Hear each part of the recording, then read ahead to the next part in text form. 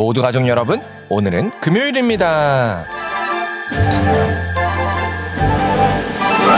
하나님의 말씀에 순종하면 복을 받고 불순종하면 저주를 받는 게 성경의 기본 골자죠. 그런데 막상 현실은 꼭 그렇게 되지는 않죠. 그렇다면 하나님께서 왜 상과 벌을 명확하게 주지 않으실까요? 그 답이 바로 오늘 본문에 있어요. 그래서 오늘 묵상을 잘 들어보시면 하나님께서 우리에게 상과 벌을 명확하게 주지 않으시는 이유를 아실 수 있을 거예요. 그러면 오늘도 묵상에 잘 참여해 주시고요. 꼭 댓글로 무엇을 느꼈는지를 나눠주세요. 그리고 이 묵상을 나눴으면 하는 사람에게 공유해 주시고요. 오늘도 좋아요와 구독 잊지 말아주세요. 아셨죠? 그러면 오늘 본문인 욥기 21장 듣고 올게요. 21장. 욥이 대답하여 이르되 너희는 내 말을 자세히 들어라. 이것이 너희의 위로가 될 것이니라. 나를 용납하여 말하게 하라. 내가 말한 후에 너희가 조롱할지니라. 나의 원망이 사람을 향하여 하는 것이냐? 내 마음이 어찌 조급하지 아니하겠느냐? 너희가 나를 보면 놀라리라. 손으로 입을 가리리라. 내가 기억하기만 하여도 불안하고 두려움이 내 몸을 잡는구나. 어찌하여 악인이 생존하고 장수하며 세력이 강하냐? 그들의 후손이 앞에서 그들과 함께 굳게 서고 자손이 그들의 목전에서 그러하구나. 그들의 집이 평안하여 두려움이 없고 하나님의 매가 그들 위에 임하지 아니하며 그들의 수소는 새끼를 베고 그들의 암소는 낙태하는 일이 없이 새끼를 낳는구나. 그들은 아이들을 양떼같이 내보내고 그들의 자녀들은 춤추는구나. 그들은 소고와 수금으로 노래하고 피립으로 즐기며 그들의 날을 행복하게 지내다가 잠깐 사이에 수월에 내려가느니라. 그러할지라도 그들은 하나님께 말하기를 우리를 떠나소서. 우리가 주의 도리 알기를 바라지 아니하나이다. 전능자가 누구이기에 우리가 섬기며 우리가 그에게 기도한들 무슨 소용이 있으랴 하는구나. 그러나 그들의 행복이 그들의 손안에 있지 아니하니 악인의 계획은 나에게서 멀구나. 악인의 등불이 꺼짐과 재앙이 그들에게 닥침과 하나님이 진노하사 그들을 곤고하게 하심이 몇 번인가. 그들이 바람 앞에 건불같이 폭풍에 날려간 겨같이 되었도다. 하나님은 그의 죄악을 그의 자손들을 위하여 쌓아두시며 그에게 갚으실 것을 알게 하시기를 원하노라. 자기의 멸망을 자기의 눈으로 보게 하며 전능자의 진노를 마시게 할 것이니라. 그의 달수가 다하면 자기 집에 대하여 무슨 관계가 있겠느냐? 그러나 하나님께서는 높은 자들을 심판하시나니 누가 능히 하나님께 지식을 가르치겠느냐?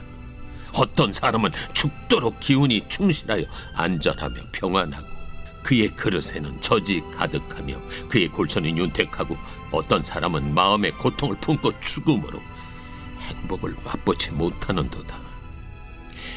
이 둘이 매 한 가지로 흙 속에 눕고 그들 위에 구더기가 덮이는구나. 내가 너희의 생각을 알고 너희가 나를 해하려는 속셈도 아노라. 너희의 말이 귀인의 집이 어디 있으며 악인이 살던 장막이 어디 있느냐 하는구나. 너희가 길 가는 사람들에게 묻지 아니하였느냐? 그들의 증거를 알지 못하느냐? 악인은 재난의 날을 위하여 남겨둔 바 되었고 진노의 날을 향하여 끌려가느니라. 누가 능히 그의 면전에서 그의 길을 알려주며 누가 그의 소행을 보응하랴? 그를 무덤으로 메어가고 사람이 그 무덤을 지키리라. 그는 골짜기의 흙덩이를 달게 여기리니 많은 사람들이 그보다 앞서갔으며 모든 사람이 그의 뒤에 줄지었느니라. 그런데도 너희는 나를 헛되이 위로하려 했느냐? 너희 대답은 거짓일 뿐이니라.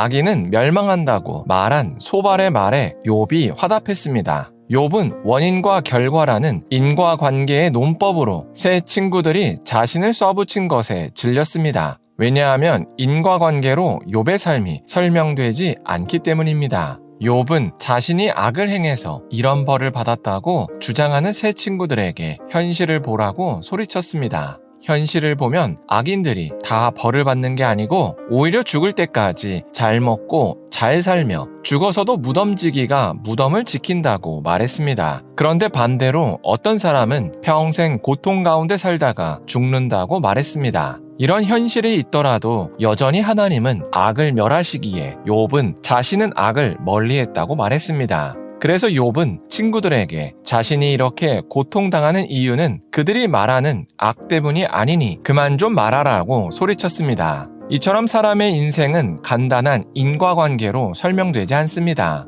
하나님을 잘 섬기면 반드시 복을 받는다거나 하나님 앞에 악을 행하면 갑자기 벼락이 내려서 죽는다거나 하지는 않습니다. 오히려 자기밖에 모르는 이기적인 사람이 떵떵거리며 살기도 하고 반대로 하나님을 잘 섬기는 사람이 어렵게 살기도 합니다. 이처럼 하나님께서 사람의 인생을 간단한 법칙으로 이끌지 않으십니다. 왜냐하면 하나님께서 사람과 인격적으로 관계 맺기를 원하시기 때문입니다.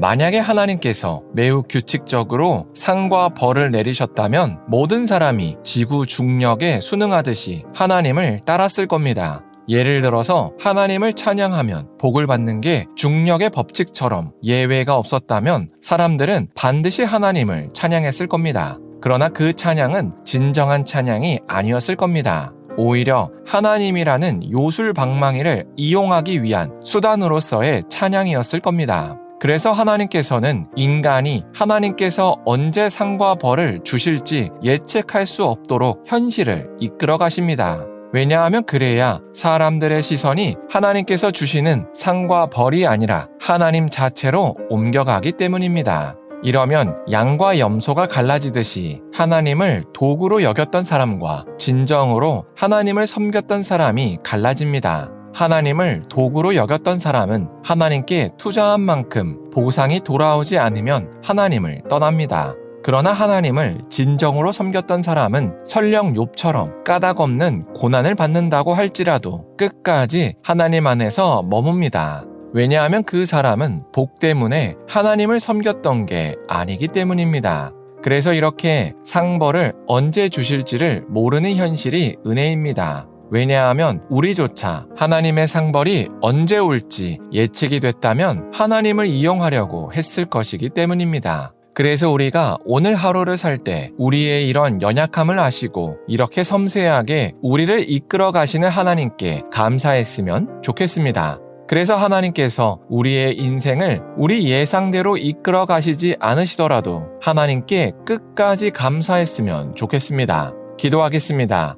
사랑의 하나님, 욥이 상벌이 명확하게 내려지지 않아서 하소연한 것을 나눴습니다. 그러나 오히려 이렇게 상벌이 예측되지 않는 현실이 은혜임을 고백합니다. 그래서 우리의 이런 연약함을 아시고 이렇게 섬세하게 우리를 이끌어 가시는 하나님께 우리가 늘 감사할 수 있게 하여 주시옵소서. 그래서 하나님께서 우리의 인생을 우리 예상대로 이끌어 가시지 않으시더라도 하나님께 끝까지 감사할 수 있게 하여 주시옵소서. 예수님의 이름으로 기도합니다. 아멘.